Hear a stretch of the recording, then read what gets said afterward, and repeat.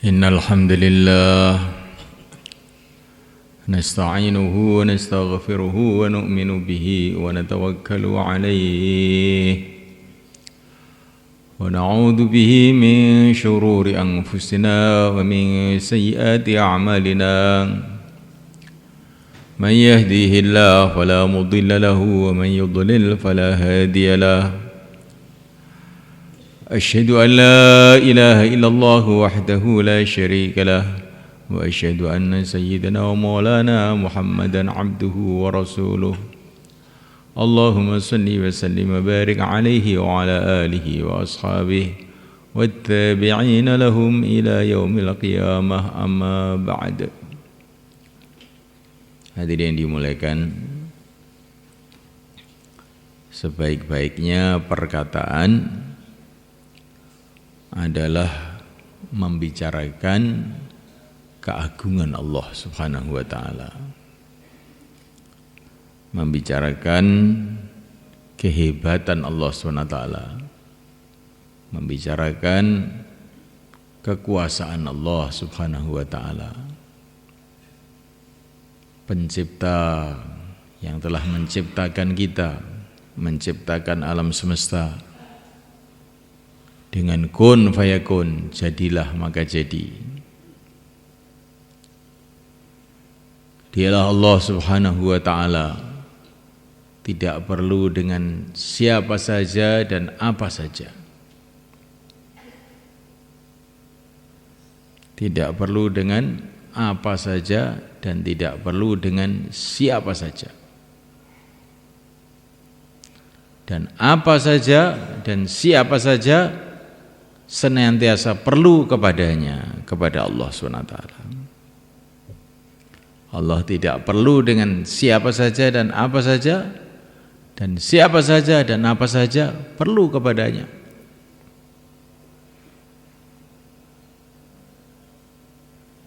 Allah tidak perlu dengan makhluknya apa saja. Allah tidak perlu dengan tempat. Allah tidak perlu dengan keadaan apa saja, tidak perlu dengan manusia, tidak perlu dengan malaikat, tidak perlu dengan langit, tidak perlu dengan bumi. Dialah yang menciptakan langit, menciptakan bumi, dan menciptakan segala-galanya.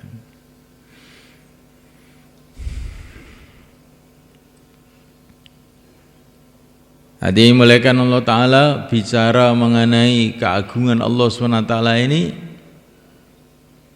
adalah bagian dari zikrullah. Dibicara mengenai keagungan Allah itu bagian daripada zikir. Sedangkan zikir itu wala zikrullahi akbar, sebesar-besarnya amalan.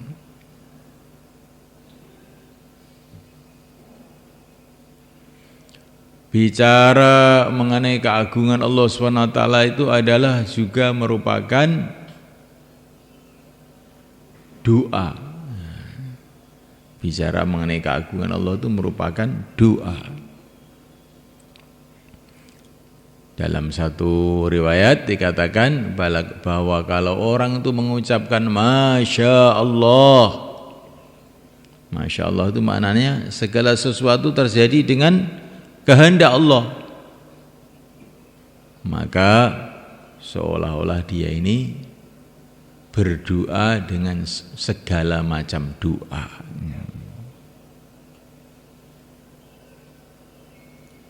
Dibicara mengenai keagungan Allah itu adalah merupakan doa. Maka para nabi, para rasul kalau menghadapi masalah-masalah yang berat, maka mereka ini senantiasa bicara keagungan Allah Subhanahu wa taala.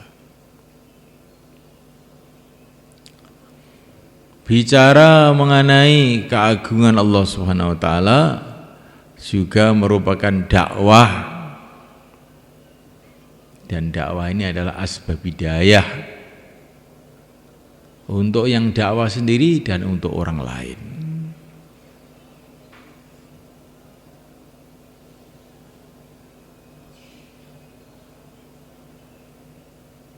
Maka penting apa enggak bicara keagungan Allah ini? Bicara mengenai keagungan Allah bagian daripada zikir pertama ini. Zikir ini sebesar-besarnya amal dengan nas Quran ini. Wala dzikrullahi akbar. Zikir kepada Allah lebih besar di segala-galanya. Bicara keagungan Allah juga merupakan doa. Maka kalau kita ada masalah apa-apa, bicara keagungan Allah SWT. Ini termasuk sebaik-baiknya doa. Dalam satu hadis dikatakan sebaik-baiknya doa adalah Alhamdulillah. Segala puji bagi Allah, yang pantas dipuji hanya Allah. Karena dialah yang maha sempurna, dialah yang maha kuasa, dialah yang menciptakan segala-galanya. Yang pantas dipuji hanya Allah. Ini sebaik-baiknya doa. Bicara keagungan Allah juga merupakan dakwah. Dan dakwah ini adalah asbab hidayat untuk yang dakwah dan untuk orang lain. Maka bicara mengenai keagungan Allah SWT ini mesti kita jadikan amalan permanen kita, amalan terus-menerus. Insyaallah malaikat.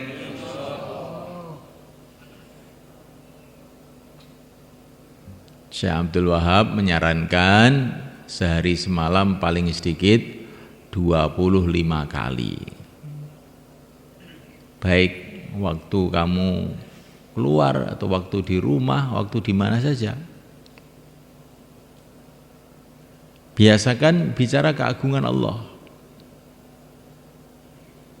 Kamu hamba Allah, saya hamba Allah, sangat berhajat kepada Allah.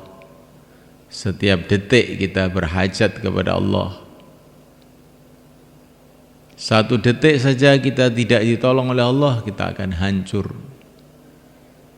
Satu detik saja jantung kita tidak ditolong oleh Allah, berhenti. Satu detik saja mata kita tidak ditolong oleh Allah, akan jadi tidak berfungsi, jadi buta atau jadi ngantuk paling sedikit. Satu detik saja otak kita enggak ditolong oleh Allah, enggak akan bisa paham.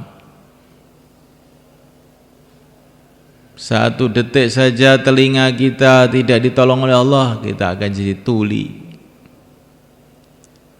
Satu detik saja keluarga kita tidak ditolong oleh Allah, akan berantakan. Satu detik saja usaha kita tidak ditolong oleh Allah, akan gagal. Matahari tidak ditolong oleh Allah, satu detik saja akan hancur. Planet-planet, bulan-bulan, bintang-bintang enggak ditolong oleh Allah, satu detik saja akan rontok. La ilaha illallah. Ini contohnya bicara keagungan Allah. Yang berkuasa hanya Allah. Raja-raja tidak berkuasa. Yang berkuasa adalah yang menciptakan raja-raja. Rakyat tidak berkuasa, yang berkuasa yang menciptakan rakyat.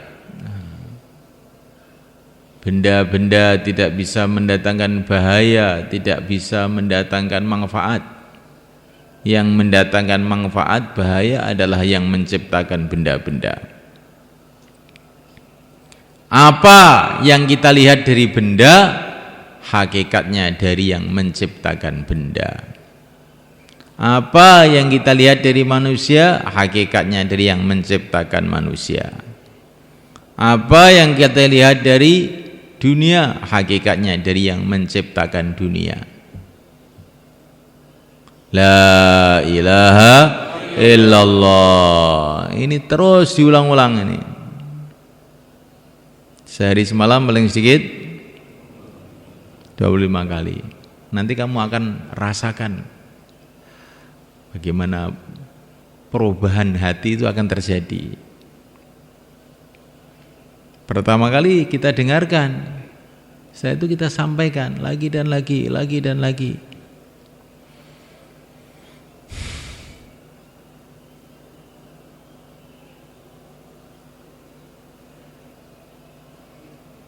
Nah, sekarang sudah dengarkan dan ganti menyampaikan 33, 44. Nah, 33, 44. Sampaikan. Apa kepentingannya bicara keagungan Allah? Nah, terus bicara. Semua bicara semuanya kan? Jangan diam, bicara gantian. Nah, yang bicara ini tambah pikirnya. Kalau dengar saja, pikirnya dikit.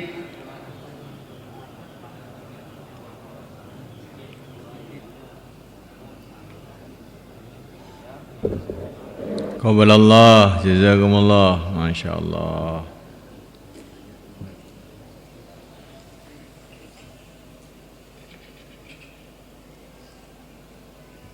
Ini termasuk amalan yang penting kan.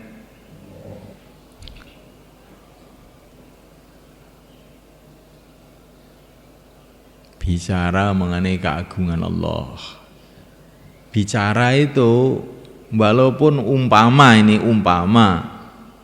seumpama orang itu imannya itu sudah tinggi sekali, tapi bicara itu juga tetap saja harus. Seperti ceritanya Nabi Sulaiman. Nabi Sulaiman seorang nabi, seorang rasul.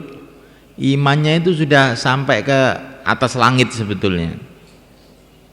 Tapi ketika beliau punya program, beliau tidak mengucapkan insya Allah, langsung dapat peringatan berat dari Allah. Programnya gagal. Nah, programnya gagal. Padahal ini hatinya seorang nabi nggak bisa dibayangkan. Ya. Kalau imannya seluruh manusia ini dikumpulkan jadi satu, nggak ada apa-apanya dibanding imannya nabi. Ya, Nabi Sulaiman nabi rasul punya program, beliau tidak mengucapkan insya Allah, langsung programnya gagal. Bahkan Sayyidul Anbiya, pimpinan seluruh nabi, kalau imannya seluruh nabi dikumpulkan masih kalah dengan imannya yang mulia Nabi Agung Muhammad SAW. Ketika beliau punya program, beliau tidak mengucapkan insya Allah, langsung programnya ditunda oleh Allah sampai 18 hari. Yang mestinya itu hari itu jadi, tahu itu diundur.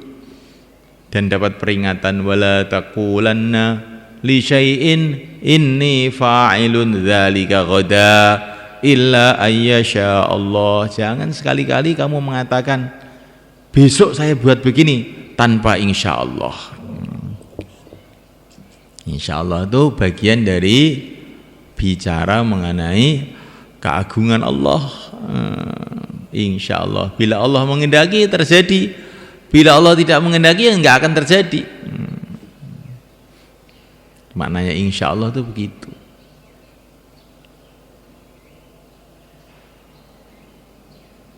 Makanya kalau kita punya niat apa-apa, kita ucapkan insya Allah. Maksudnya insya Allah itu bukan kok terus sak maunya sendiri tidak dikerjakan, begitu tidak. Insya Allah itu bicara keagungan Allah agar Allah memberkati, memudahkan niat kita. Maksudnya begitu. Agar Allah memudahkan, memberkati niat kita. Para ulama mengatakan apa saja yang kamu mulai dengan mengingat Allah, menyebut Allah, nanti barokahnya sempurna. Apa saja yang tidak kamu mulai dengan menyebut Allah, mengingat Allah, nanti kalaupun ada kebaikannya tidak sempurna, buntung, putus di tengah jalan, gak sempurna. Maka kita mau apa saja, usaha apa saja, usaha dunia, usaha agama, dimulai dengan bicara mengenai keagungan Allah. Keluar rumah, bismillah tawakkaltu 'ala Allah la haula wala quwwata illa billah. Bismillah dengan menyebut Allah, tawakkaltu 'ala Allah, aku bergantung kepada Allah, la haula wala quwwata illa billah, tidak ada usaha, tidak ada kekuatan tanpa Allah. Kalau kita keluar rumah dengan mengucapkan itu, maka para malaikat mengatakan, hudita wa kufita, kamu sudah dapat hidayat dan kamu akan dicukupi oleh Allah. Itu harus bunyi. Hati juga harus, penting ini. Kalau lisan saja hatinya itu lalai, maka ini juga robot namanya. Hatinya ingat, lesannya tidak bicara, ini juga tidak sempurna. Tidak sempurna. Harus hatinya dan lesannya juga. Insyaallah malaikat.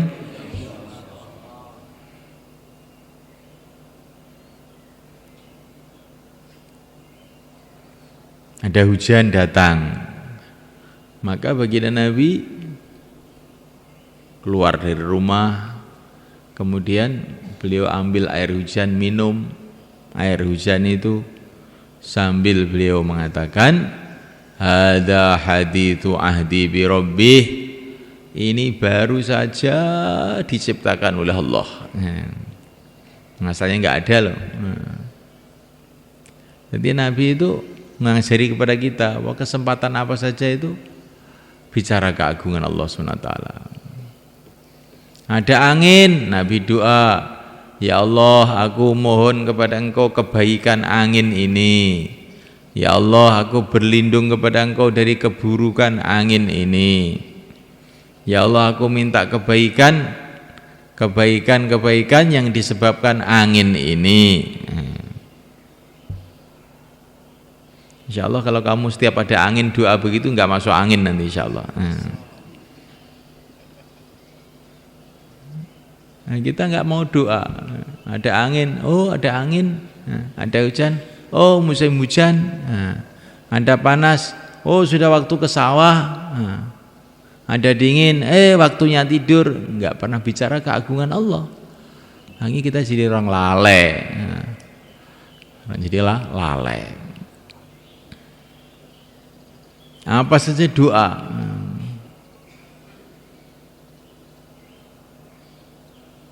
Terbit matahari, doa, ya Allah, Engkaulah yang Engkau telah menerbitkan matahari, Engkaulah yang telah mendatangkan hari baru kepada aku. Ya Allah, tolonglah pada hari baru ini, 1 Rajab ini, untuk amal ridhamu, menjauhi perkara-perkara yang tidak baik. Nanti kalau malam datang, ya Allah, ini malam Engkau yang mendatangkan. Tolonglah aku dalam malam ini untuk berbuat semua kebaikan, menjauhi keburukan. Insyaallah malaikat. Gitu. Melihat apa saja doa. Melihat apa saja doa. Masuk rumah doa. Allahumma inni as'aluka khairal maulij wa khairal makhraj. Ya Allah, aku minta kepada Engkau masuk rumah baik, keluar rumah baik. Insyaallah nanti enggak berantem sama istrinya, ya kan? Nah, masuk rumah enggak pakai doa, dengan lalai, akhirnya masalah di rumah. Masuk ladang doa, masuk masjid doa, keluar masjid doa, mau tidur doa, bangun tidur doa, pokoknya setiap saat doa. Kalau orang itu paham bahwa dia senantiasa perlu dengan pertolongan Allah kapan saja, maka dia akan kapan saja doa. Maka orang nggak mau doa itu sebetulnya orang yang lalai sebenarnya, bahaya sebenarnya kan.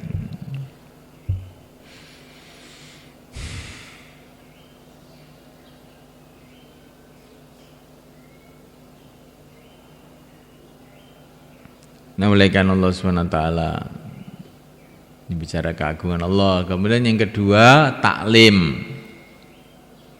Taklim ini penting malaikat. Karena taklim ini untuk menyambungkan kita dengan baginda Rasulullah SAW, menyambungkan kita dengan kehidupan para sahabat, menyambungkan kita dengan para ulama, para aulia. Kalau orang itu enggak taklim sungguh-sungguh, nanti tahu-tahu bingung di tengah jalan, enggak ada pemandunya, bingung di tengah jalan. Maka taklim ini penting, jangan sampai tidak taklim. Walaupun sudah lama, orang lama, justru orang lama itu harus taklim. Maka diceritakan dalam satu hadis, Dajjal akan masuk Madinah. Tapi enggak bisa karena Madinah dijaga oleh para malaikat. Kemudian ada seorang pemuda dari Madinah ingin melihat Dajjal. Maka pemuda tadi begitu melihat Dajjal, langsung dia mengatakan, saya yakin ini bahwa kamu ini adalah Dajjal, sebagaimana yang diceritakan dalam hadis-hadis Nabi. Karena dia selalu membaca hadis-hadis Nabi tadi, sehingga melihat Dajjal itu dia tidak terkejut. Ya ini Dajjal yang diceritakan Nabi itu. Dajjal yang diceritakan Nabi, ya kamu ini matanya cuma satu ini. Kalau kamu itu Tuhan, mestinya memperbaiki matanya ya bisa, memperbaiki matanya sendiri aja nggak bisa. Maka Dajjal marah mereka. Dia ditangkap sama Dajjal, digergaji sampai berbelah jadi dua. Setelah berbelah jadi dua, dengan teknologinya Dajjal, bangun lagi, hidup lagi. Setelah hidup lagi dia tersenyum-senyum, saya sekarang tambah yakin kalau kamu ini Dajjal, katanya. Karena Nabi dulu pernah bercerita begini dalam hadis-hadisnya, Dajjal itu membelah orang kemudian dihidupkan lagi. Maka Dajjal marah lagi, mau disembelih sama Dajjal, tapi ternyata tangannya Dajjal sudah loyo, lemes, nggak kuat. Menghadapi orang ahli yakin itu nggak kuat Dajjal itu. Nah, termasuk sumbernya yakin itu taklim itu semua kan. Sumbernya yakin termasuk taklim itu. Maka Maulana Umar rahimahullah itu cerita, saya dulu pernah naik pesawat mau ke Perancis. Di pesawat itu banyak wanita-wanita yang macam-macam gitu. Maka saya nangis. Saya teringat hadis Nabi, nanti akhir zaman akan ada wanita-wanita yang sanggulnya besar-besar kayak punuh unta. Yang kalau berjalan megal-megol, kasiyatun ariyat, dia berpakaian tapi seperti telanjang.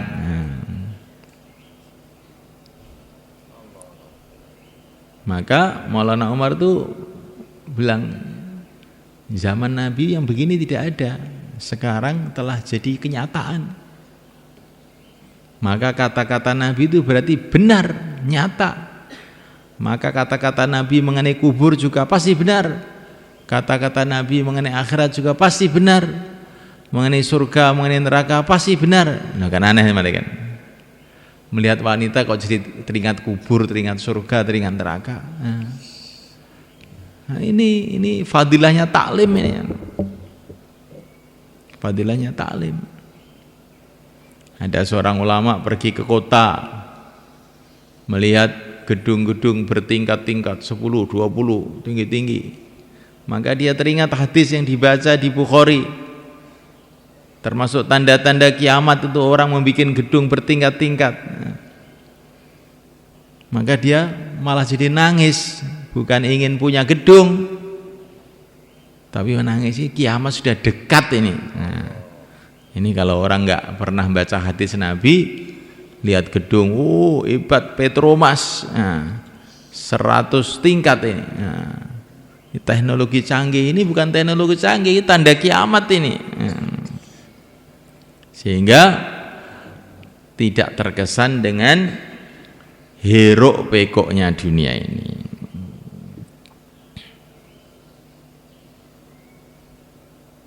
Semuanya melihat orang, mendengarkan bayan, tidur. Kalau orang ahli taklim dia tidak terkesan. Memang itu akhir zaman begitu. Akhir zaman itu kalau orang diajak bicara agama tidur, kalau diajak bicara dunia melek. Itu ada hadis. Hadis apa? Hadis Temboro. Bukan hadis Nabi, hadis Temboro. Tapi kenyataan itu. Jadi semulaikan Allah SWT, taklim ini akan termasuk meningkatkan iman kita. Taklim sungguh-sungguh. Kemudian ibadah tingkatkan juga. Bukan hanya ibadah, tapi bagaimana tabattul wa tabattal ilaihi tabtila. Konsentrasi ibadah. Apalagi ini Rajab ini. Rajab ini termasuk Asyhurul Hurum. Bulan-bulan yang termulia dalam satu tahun termasuk Rajab ini. Inna iddatash syuhuri indallahi 12 syahran fi kitabillah minha arba'atun hurum, termasuk Rajab ini. Ini bulan ibadah, bukan ibadah jungkung ibadah, konsentrasi ibadah. Ditingkatkan semua ibadah, karena dengan ibadah itu hati kita akan tawajuh kepada Allah, iman juga akan meningkat. Kalau ibadah itu sungguh-sungguh, kalau nggak sungguh-sungguh, ibadah itu jadinya apa? Malas. Kalau sungguh-sungguh, tambah sungguh-sungguh tambah nikmat. Itu anehnya ibadah itu begitu sebenarnya. Kalau kita bikin ala kadarnya, tidak ada kenikmatannya. Bahkan jadinya malas, capek. Tapi kalau kita bikin sungguh-sungguh, tidak tambah nikmat. Dinikmat, zikir kok saya ini kok belum bisa nikmat, kurang lama. Coba kamu zikir berjam-jam dengan sungguh-sungguh, nanti kan jadi nikmat. Sholat saya kok kurang khusyuk, gimana? Kurang lama sholat kamu tuh. Coba sholat 2 jam, 3 jam, nanti kan terasa bagaimana nikmatnya menghadap pada Allah. Maka Allah tidak menyuruh kita ibadah, tapi kita disuruh kita tabattul wa tabattal ilaihi tabtila, konsentrasi total dalam ibadah, baru terasa. Insyaallah kan? Kita mencangkul di sawah 8 jam. Pernah sholat 8 jam? Belum? Nah, ini berarti kalah dengan pacul sholat kita ini masih. Bagaimana akan mendapatkan hakikat sholat? Macul 8 jam, di kantor 8 jam, di pasar 8 jam, sholat 10 menit. bagaimana bisa jadi baik sholat kita? Kemudian malaikat Allah Ta'ala, akhlak kita dengan seluruh umat Islam kita perbaiki, karena tanpa akhlak yang baik amalan-amalan kita tidak akan diterima. Akhlaknya yang baik, insyaallah malaikat. Untuk itu kita perlu latihan untuk senantiasa bicara keagungan Allah, untuk senantiasa taklim, ibadah meningkat, akhlak meningkat. Kita latihannya pertama adalah 4 bulan. Yang mau keluar 4 bulan hari ini silahkan berdiri ke selatan. Taqabbalallah, jazakumullah. Monggo, sudah ngadeg ae. Monggo, langsung berdiri, nggak usah takut. Sudah banyak yang keluar 4 bulan yang nggak apa-apa kok. Insyaallah 4 bulan, 40 hari, tambah masa, sisa masa. Insyaallah semua niatnya. Insyaallah nanti jam 7 musyawarah.